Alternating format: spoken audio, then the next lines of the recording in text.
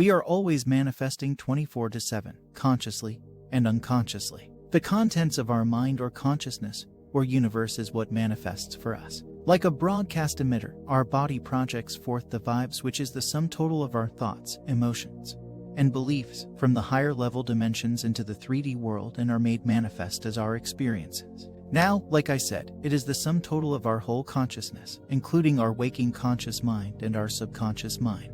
So even stuff we've long forgotten from childhood is still being broadcast unknowingly, or stuff we've long repressed but never dealt with. The problem, of course, is that a lot of this subconscious stuff is junk we don't like about ourselves or things we've gotten from other people that make us feel bad, ashamed, guilty, unworthy, etc. Or even some of it is stuff we've seen on TV and incorporated into our expectations about life in general. Being exposed to all these things is like a slow poison that's leaked in and is simply locked away like an infection by the immune system in our body. Unfortunately, though, it's still emitting these bad vibes that's bringing bad stuff into our reality unknowingly. How do we get rid of bad beliefs? Well, Neville talks about the law of revision as a way of changing old experiences to clear up their bad effect.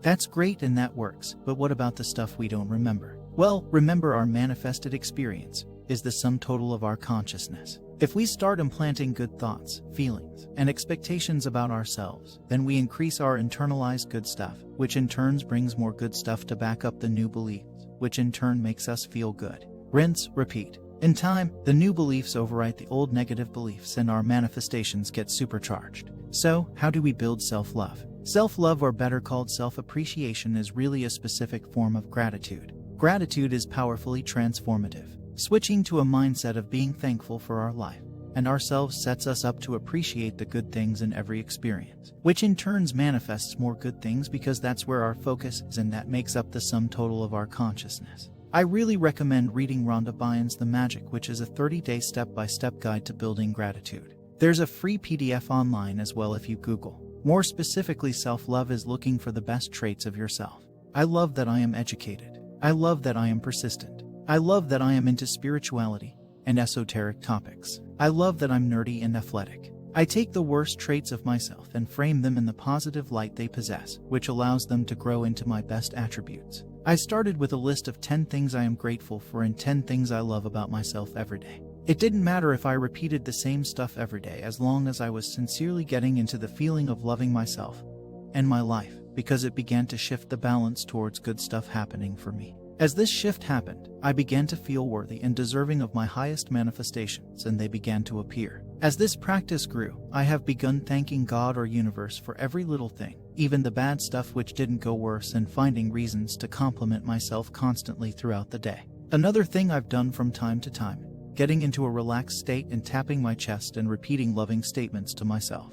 It sends tingles up and down my spine and feels really nice. Google Brad Yates if you want a guided procedure. I volunteer and help others whenever I can. It makes me feel super blessed and happy to make others happy. I'm always in a good mood now, and it seems to make pulling in good stuff effortless, which is really the biggest and best manifestation you can have. Here are the most common questions most people have. 1. I don't need self-love to manifest. You're right. We manifest 24/7 already, but it's a lot easier when you are already feeling worthy and no good things happen to you. 2. There is nothing I like about myself. How can I start? You must like that you're into manifesting, right? I bet you have a favorite food or hobby. You can like that you like something, like warm weather or Irish Spring soap. Alternatively, things could have been worse. You could have never learned about Neville Goddard. 3. I'm scared this will take too long.